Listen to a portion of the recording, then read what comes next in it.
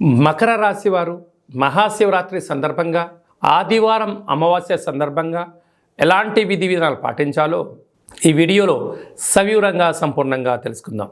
మకర రాశిలో ఏ నక్షత్రాలు వస్తాయిగా ఉత్తరాషాఢ నక్షత్రంలోని 2, 3, 4 పాదాలు, శ్రవణ నక్షత్రంలోని 4 పాదాలు, ధనిష్ఠా నక్షత్రంలోని 1, 2 పాదాలను కలిపితే మకర రాశి. మకర రాశి యొక్క అధిపతి శనేశ్వర స్వామివారు.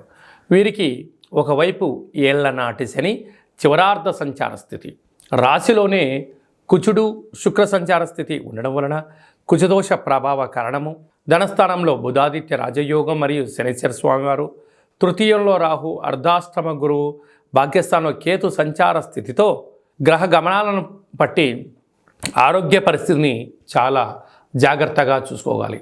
వృత్తులలో, ఉద్యోగాల్లో, వ్యాపారాలలో ఎలాంటి ఆటంకాలు లేకుండా మౌనం, ధ్యానం,